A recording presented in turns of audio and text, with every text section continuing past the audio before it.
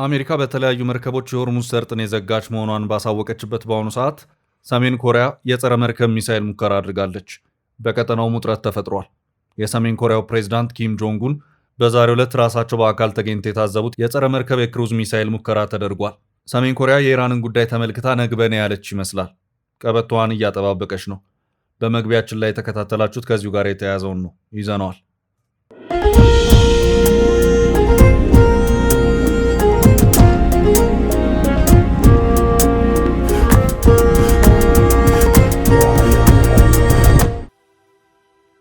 ሰላም ጤና ይስጥልን የተከበራችሁ የፈታ ዴይሊ ቤተሰቦች፣ የሰዓቱን መረጃ ይዘን ተገኝተናል። እንደተለመደው አንኳር ጉዳዮችን በቅድሚያ በማስተዋወቅ ወደ ዝርዝሩ እናልፋለን። ከ39 ቀናትን ለአስጨራሽ ጦርነት በኋላ ከቀናት በፊት ፓኪስታን ላይ የተደራደሩት አሜሪካና ኢራን የተቀመጠው የ15 ቀናት የተኩስ አቁም ቀነ ገደብ ከማለቁ በፊት ወደ ሁለተኛ ዙር ድርድር ለመግባት በሚያስችሏቸው ጉዳዮች ላይ እየተነጋገሩ መሆኑን በዛሬው ዕለት እየወጡ ያሉት መረጃዎች አመላክተዋል። መረጃዎቹ ከዋሽንግተንም ከቴህራንም እንደዚሁም ከኢስላማባድም ጭምር ወጥተዋል። ጥንቅራችን በሁሉም አቅጣጫ ያሉትን መረጃዎች አሰባስቦ ይዟቸዋል። ጠቅላይ ሚኒስትር አብይ አህመድ ለዓለም አቀፍ ዲፕሎማሲ አዲስ ጥያቄ ይዘው ቀርበዋል። ጠቅላይ ሚኒስትሩ የኢትዮጵያ የባህር በር ጥያቄ ምላሽ ካላገኘ ሰፈሩ ሰላም አይሆንም፣ የዓለም ንግድም ይስተጓጎላል ሲሉ አሳስበዋል። ጠቅላይ ሚኒስትር አብይ አህመድ ስለ ሆርሙዝ ወሽመጥ መዘጋት በተመለከተ ያነሱት ጉዳይ አለ። ዝርዝር መረጃውን እናደርሳለን። የአሜሪካ ጦር ወደ ሆርሙዝ የሚገቡና የሚወጡ መርከቦችን በሚል ማገዱን እገዳውም ከትላንት ጀምሮ መተግበሩ መዘገቡ ይታወሳል። አሜሪካ ሰርጡን በሁለት አቅጣጫ በጦር መርከብ አጥራ አስፈጽመው ያለችው እገዳ ታዲያ በተወሰኑ መርከቦች መጣሱ ተሰምቷል። ከእገዳው መታወጅ ሰዓታት በኋላ የኢራን መርከቦች በሰርጡ ሲንቀሳቀሱ ታይተዋል። ሆኖም ኢራን በቀጣይ ሊደረግ የሚችል ንግግር ላለማበላሸት በእገዳው የአሜሪካ ጦርን ላለመጋፈጥ ለጊዜው ወስናለች ተብሏል። ኢራን ቀጣይ ድርድርን ተስፋ ስታደርግ የእስራኤል ደህንነት ሞሳድ አለቃ ግባችን የመንግስት ለውጥ ነው፣ እሱን ሳንመታ ንግግር ጦርነቱን አያስቆምም ሲሉ የመንግስታቸውን አቋም አሰምተዋል። በተያያዘ ኢራን ለካሳ ጥያቄ በሚል በ7 ሳምንቱ ጦርነት ምን ያህል ውድመት እንደደረሰባት እያሰላች መሆኑ ታውቋል። መረጃዎቹን በጥንቅራችን አያይዘናል።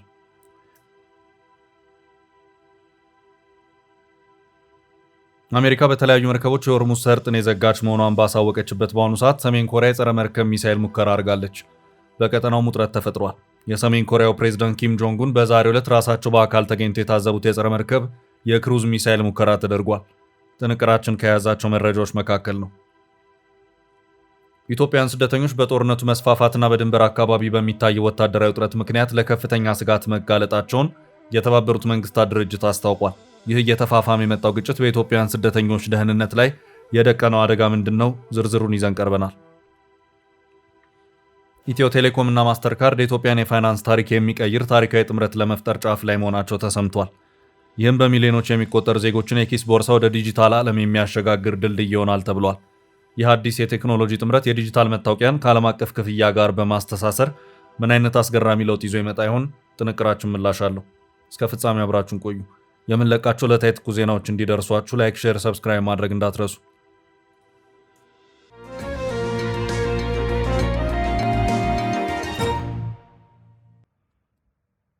ሰሜን ኮሪያ ጸረ መርከብ ሚሳኤል ተኮሰች።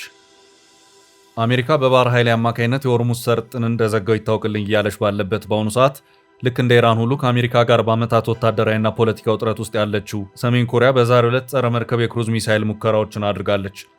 ይህንኑ ከርቀት ወደ ኮሪያ ግዛት ሊጠጉ የሚችሉ የጦር መርከቦችን ያጋያል የተባለው የራሷ ሰሜን ኮሪያ ሰራሽ ክሩዝ ሚሳኤል የሙከራውን ማስወንጨፍ ስራ የተከናወነው የሰሜን ኮሪያው ፕሬዝዳንት ኪም ጆንግ ኡን እና ቁልፍ ባለስልጣኖቻቸው በተገኙበት ስነ ስርዓት ላይ መሆኑን የሀገሪቱ መንግስታዊ የዜና ወኪል አስታውቋል።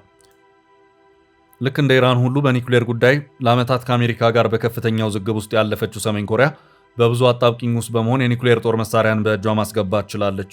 ሰሜን ኮሪያ ኒውክሌር ጦር መሳሪያን ከመታጠቅ ባለፈም ኒውክሌር አረርን ተሸክመው ሊወነጨፉ የሚችሉ መካከለኛና ረጅም ርቀት ሚሳይሎችን እየደጋገመች ስትሞክር ከርማለች። አሁን ደግሞ የጦር መርከቦችን ሊያጋይ የሚችል ክሩዝ ሚሳይሎችን እንደሞከረች ራሷ ሰሜን ኮሪያ እንደዚሁም ጎረቤቷና ባላንጣዋ ደቡብ ኮሪያ ጭምር አስታውቃለች። ደቡብ ኮሪያ በቢጫ ባህር ሰማይ ላይ በርካታ ሚሳይሎች ሲወነጨፉ ተመልክቻለሁ ብላለች። አሜሪካ ሰሜን ኮሪያ በጃፓንና ደቡብ ኮሪያ ላይ ጥቃት ልትሰነዝር ትችላለች በሚል በደቡብ ኮሪያና ጃፓን በ10 ሺዎች የሚቆጠሩ ወታደሮችን ከማስፈርም ባለፈ በቀጠናው የሚሳይል መከላከያዎችን ጠምዳለች። ሆኖም የኢራኑ ጦርነት ጠንከር ሲል ትራምፕ ጃፓን ላይ የነበረው የአሜሪካ የሚሳይል መከላከያ ስርዓት ተነቃቅሎ ወደ መካከለኛው ምስራቅ እንዲጓጓዝ ተደርጓል። በዚያ የነበሩ ከ2000 በላይ የሚሆኑ የአሜሪካ ባህር ኃይል ወታደሮችና ትሪፖል የተባለች የአሜሪካ የጦር መርከብም ወደ መካከለኛው ምስራቅ እንድታመራ የተደረገ መሆኑ የሚታወስ ነው። ከዚያ በኋላም ሰሜን ኮሪያ አንድ ጊዜ የሚሳኤል ሙከራ ያደረገች ሲሆን አሁን ደግሞ ጸረ መርከብ ክሩዝ ሚሳኤልን ሞክራለች። ፕሬዚዳንት ኪም ጆንግ ኡን እና የቅርብ ባለስልጣኖቻቸውም ሙከራውን በቅርበት የተከታተሉ መሆኑ ታውቋል።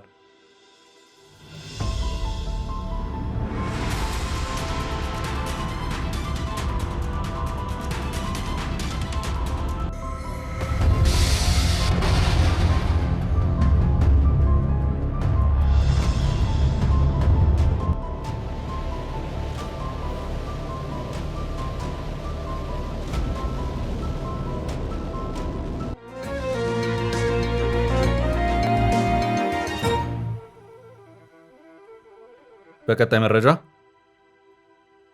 ስለ ሁለተኛው ዙር ድርድር አሜሪካም ኢራንም ከ39 ቀናት ለአስጨራሽ ጦርነት በኋላ ከቀናት በፊት ፓኪስታን ላይ የተደራደሩት አሜሪካና ኢራን የተቀመጠው የ15 ቀናት የተኩስ አቁም ቀነ ገደብ ጊዜ ከማለቁ በፊት ወደ ሁለተኛ ዙር ድርድር ለመግባት በሚያስችሏቸው ጉዳዮች ላይ እየተነጋገሩ መሆኑን በዛሬው ዕለት እየወጡ ያሉ መረጃዎች አመላክተዋል።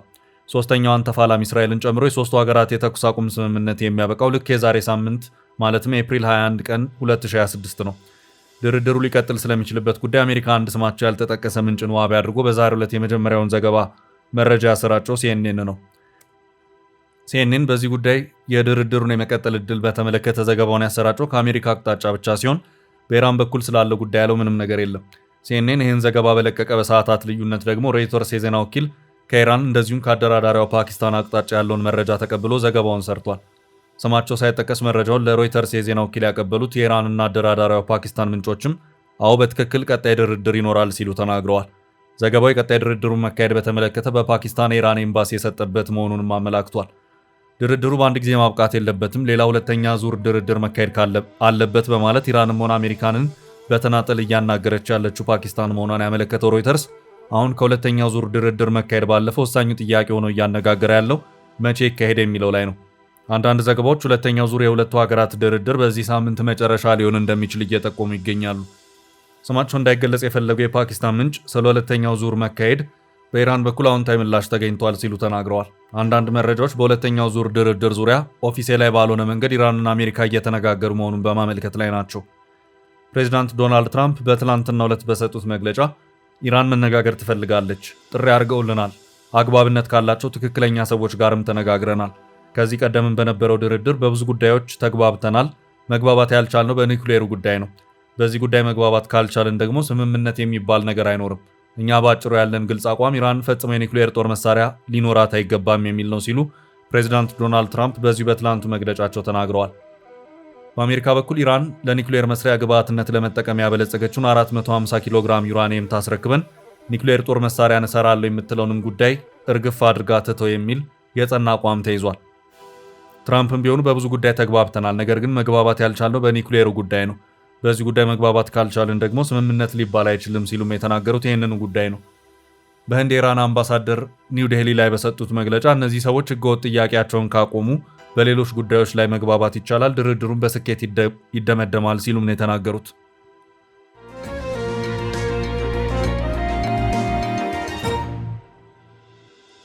በቀጣይ መረጃ ጠቅላዩ ስለ ሆርሙዝና የባህር በር ማስጠንቀቂያ። ጠቅላይ ሚኒስትር አብይ አህመድ ለዓለም አቀፍ ዲፕሎማሲ አዲስ ጥያቄ ይዘው ቀርበዋል። ጠቅላይ ሚኒስትሩ የኢትዮጵያ የባህር በር ጥያቄ ምላሽ ካላገኘ ሰፈሩ ሰላም አይሆንም፣ የዓለም ንግድም ይስተጓጎላል ሲሉ አሳስበዋል። ዓለም በሆርሙዝ ወሽመጥ መዘጋትና በቀይ ባህር የጸጥታ ስጋት ሳቢያ ጭንቅ ውስጥ ባለችበት በዚህ ወቅት ጠቅላይ ሚኒስትር አብይ አህመድ በዓለም አቀፍ ዲፕሎማሲው አዲስ መከራከሪያ ይዘው ቀርበዋል። ዛሬ ምሽት እንደሚለቀቅ በተነገረው ሙሉ ቃለ ምልልሳቸው አስቀድሞ በተጋራው ቅንጭብ ቪዲዮ ላይ ጠቅላይ ሚኒስትሩ የሆርሙዝ ወሽመጥን ለማስከፈት የሚደረገውን ዓለም አቀፍ ርብርብ በመጥቀስ የሆርሙዝ መዘጋት ዓለምን እንዲያስጨነቀው የባህር በርና መተላለፊያ ያለው ኃይል የህልውና በመሆኑ ነው ሲሉ ተደምጠዋል። ይህ ንግግር ኢትዮጵያ በቀጠና ያላትን የጂኦፖለቲካዊ ክብደትና የባህር በር ፍላጎቷን በግልጽ ያሳየ ነው። ጠቅላይ ሚኒስትሩ በንግግራቸው ወቅት አጽንኦት የሰጡት ትልቁ ነጥብ የኢትዮጵያ የባህር በር ባለቤት መሆን ለቀጠናው መረጋጋት ያለውን ሚና ነው። ኢትዮጵያ የባህር በር ባለቤት ካልሆነች ሰፈሩ አይለወጥም፣ ሰፈሩም ሰላም አያገኝም በማለት የተናገሩት ንግግር 120 ሚሊዮን ህዝብ ያላትና ግዙፍ ኢኮኖሚ እየገነባች ያለች ሀገር ከባህር መገለሏ በቀጠናው ላይ ሊፈጥር የሚችለውን ፖለቲካዊና ኢኮኖሚያዊ ጫና በግልጽ የሚያመላክት ነው። እንደ ጠቅላይ ሚኒስትሩ ገለጻ የኢትዮጵያ የባህር በር ጥያቄ ምላሽ ካላገኘ በቀጠናው ዘላቂ ሰላም ማምጣት የማይታሰብ ነው። ከዚህም ባለፈ ጠቅላይ ሚኒስትሩ የኢትዮጵያን የባህር በር ጉዳይ ከዓለም ንግድ መስተጓጎል ጋር በጥብቅ አያይዘውታል። የሆርሙዝ ወሽመጥ መዘጋት የዓለምን ነዳጅና የንግድ ፍሰት እንደሚያውከው ሁሉ ኢትዮጵያ በባህር በር እጦት ምክንያት የምትገፋ ከሆነም በተመሳሳይ የዓለም ንግድ ላይ ተጽዕኖ እንደሚኖረው ጠቁመዋል። አብይ የዓለም ንግድም ይስተጓጎላል ሲሉ ያስጠነቀቁት የኢትዮጵያ ኢኮኖሚያዊ ፍላጎትና የባህር በር ጥያቄ ተገቢውን ምላሽ ካላገኘ በቀጠናው የሚፈጠረው አለመረጋጋት ዓለም አቀፍ የንግድ መስመሮችን ለአደጋ እንደሚያጋልጥ በመጠቆምም ነው። የጠቅላይ ሚኒስትር አብይ አህመድ ንግግር ኢትዮጵያ በቀይ ባህርና በሆርሙዝ ወሽመጥ ዙሪያ ባለው ጂኦፖለቲካዊ ፍጥጫ ውስጥ ያላትን ወሳኝ ሚና ለዓለም አቀፉ ማህበረሰብ ዳግም ያሳሰበ ነው። ዓለም ስለ ሆርሙዝ ወሽመጥ ደህንነት እንደሚጨነቀው ሁሉ ለኢትዮጵያ የባህር በር ጥያቄም ትኩረት እንዲሰጥ የተላለፈ ግልጽ መልእክት ነው። ዛሬ ምሽት የሚለቀቀው ሙሉ ቃለ መጠይቅ ደግሞ ኢትዮጵያ ይህንን ህልሟን ለማሳካትና የቀጠናውን ሰላም ለማረጋገጥ ስለምትከተለው ቀጣይ ስልታዊ አቅጣጫ ሰፊ ማብራሪያ ይዛል ተብሎ ይጠበቃል።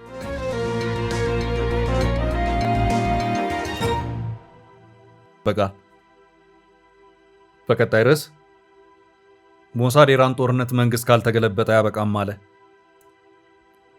በሆርሙዝ የአሜሪካን እገዳ የጣሱ መርከቦች። የአሜሪካ ጦር ወደ ሆርሙዝ የሚገቡና የሚወጡ መርከቦችን በሚሉ ማገዱ፣ እገዳውም ከትላንት ጀምሮ መተግበሩ መዘገቡ ይታወሳል። አሜሪካ ሰርጡን ከሁለት አቅጣጫ በጦር መርከብ አጥራ አስፈጽመዋለሁ ያለችው እገዳ ታዲያ በተወሰኑ መርከቦች መጣሱ ተሰምቷል። እገዳው መተግበሩ በተነገረ በ12 ሰዓታት ውስጥ 4 መርከቦች እገዳውን በመጣስ ወደ ሰርጡ መግባትና መውጣታቸው ተዘግቧል። ግርምት ያጫረው ደግሞ የመርከቦቹ ባለቤት ኢራን መሆኗ ነው። አሜሪካ በተለይ እገዳ የጣለችው ከኢራን ወደቦች ምንም አይነት መርከብ እንዳይነሳ፣ ወደ ወደቦቹም ማንም ዝር እንዳይል ቢሆንም ወደ ኢራን ወደብ እንዲመጡ ጥሪ የተደረገላቸው የአገሪቱ 4 መርከቦች በእገዳው ውስጥ ሆነው መንቀሳቀሳቸው ተገልጿል። 30 ኪሎ ሜትር በሚሰፋው የእገዳው ክልል ውስጥ ሲንቀሳቀሱ እንደነበር ሲነገር የአሜሪካ ጦር እገዳውን ለማስከበር መርከቦቹ ላይ የወሰደው እርምጃ እንዳልነበር ነው የታወቀው። ከዋሽንግተን መርከቦቹ እገዳውን ስለመጣሳቸውም ሆነ ስለተወሰደባቸው እርምጃ የተሰማ ነገር የለም።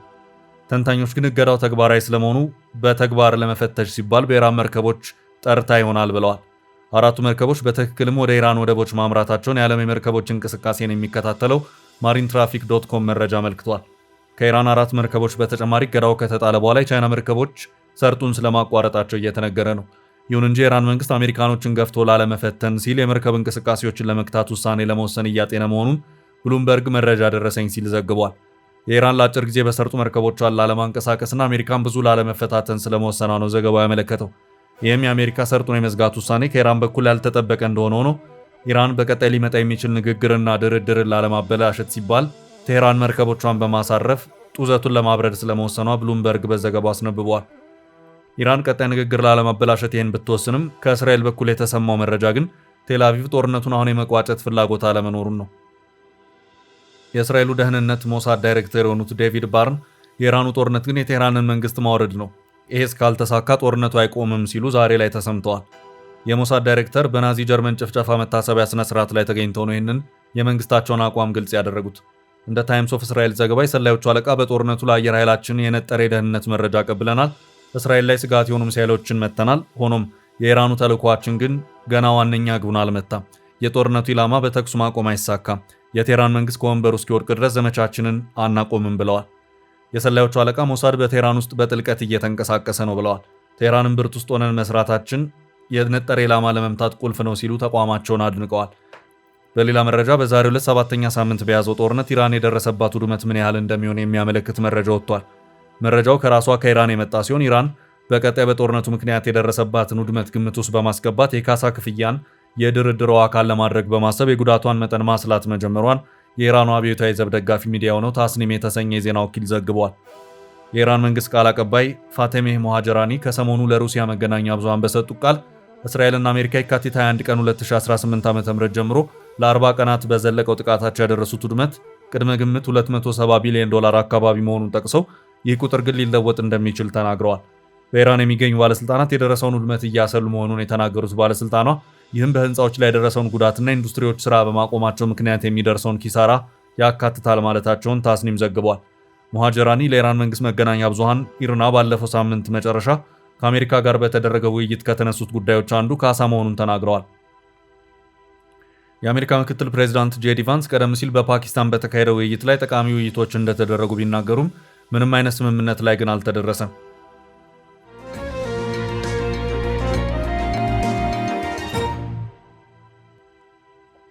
በቀጣይ መረጃ በጦርነቱ ጭንቅ ውስጥ የወደቁት ኢትዮጵያውያን። ኢትዮጵያውያን ስደተኞች በጦርነቱ መስፋፋትና በድንበር አካባቢ በሚታየው ወታደራዊ ውጥረት ምክንያት ለከፍተኛ ስጋት መጋለጣቸውን የተባበሩት መንግስታት ድርጅት አስታውቋል። በሱዳን ብሉ ናይል ግዛት የሚገኙ ከ12000 በላይ ኢትዮጵያውያን ስደተኞች በከፍተኛ ስጋትና በከፋ ሰብአዊ ቀውስ ውስጥ እንደሚገኙ የተባበሩት መንግስታት ድርጅት አስታውቋል። ዛሬ በሚያዝያ 6 2018 ዓ.ም የወጣው መረጃ እንደሚያመለክተው በሱዳን እየተፋፋመ ያለው ግጭት ወደ ኢትዮጵያ ድንበር እየተቃረበ መምጣቱ በስደተኛ ካምፖች ውስጥ ለሚገኙ ዜጎች ሕይወት ትልቅ አደጋ ደቅኗል። በተለይም በብሉ ናይል ግዛት የሚገኘው ዋድ አልማሂ ካምፕ አሁን ላይ ከፍተኛ ቁጥር ያላቸውን ኢትዮጵያውያን እያስተናገደ ቢሆንም እየጨመረ የመጣ ወታደራዊ ውጥረት ግን ሰላማዊ እንቅስቃሴን እያገደ ይገኛል። የተባበሩት መንግስታት ከፍተኛ የስደተኞች ኮሚሽን ባወጣው ወቅታዊ መግለጫ በሱዳን የጦር ኃይሎችና በፈጥኖ ደራሽ ኃይሉ RSF መካከል የሚደረገው ውጊያ ወደ ስልታዊ ቦታዎች እየተዛመተ መሆኑን ገልጿል። ይህ ሁኔታ በግጭት ቀጠናው አቅራቢያ የሚገኙ በሺዎች የሚቆጠሩ ኢትዮጵያውያንን ለከፋ ረሃብ፣ ለመድኃኒት እጥረትና ለደህንነት ስጋት ዳርጓቸዋል። የሱዳን ግጭት ከጀመረ ከ3 ዓመት በላይ ቢቆጠርም አሁን ላይ የታየው የውጥረት ማገርሸት ግን ስደተኞች ወደ ሀገራቸው እንዲመለሱ ወይም ሌላ አማራጭ እንዲፈልጉ እያስገደዳቸው መሆኑ በሪፖርቱ ተመላክቷል። በአጠቃላይ በብሉ ናይል ግዛት የታየው ሰብአዊ ቀውስ ዓለም አቀፍ ትኩረት የሚሻ ደረጃ ላይ ደርሷል። ኢትዮጵያና ሱዳን በሚዋሰኑባቸው አካባቢዎች የሚገኙ የመረጃ ምንጮች እንደሚጠቁሙት የድንበር ከተሞች በጦርነቱ ምክንያት አለመረጋጋት ስለገጠማቸው ስደተኞች የሚያገኙት የዕለት እርዳታ በእጅጉ ተቋርጧል።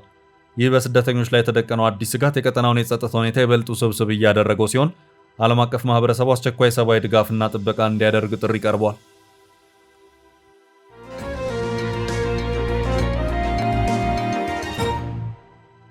ወደ ቀጣይ መረጃ አለፍን። ማስተር ካርድ ወደ ኢትዮጵያ ክፍያ ስርዓት።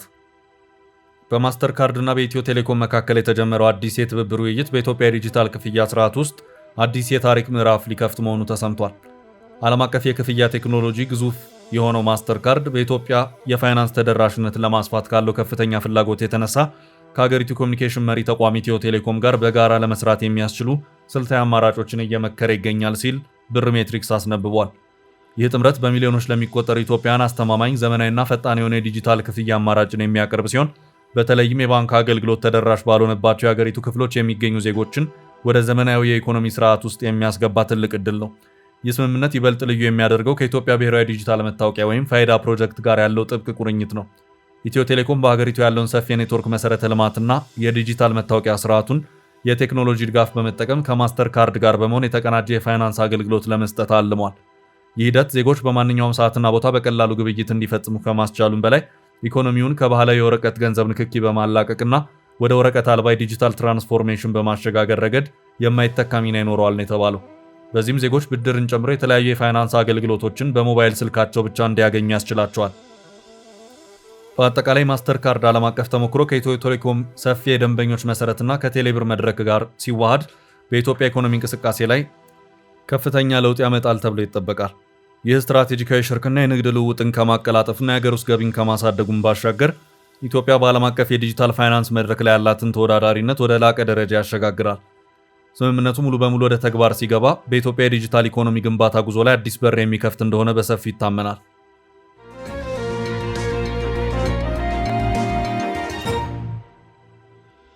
ወደ ቀጣይ መረጃ አለፍን።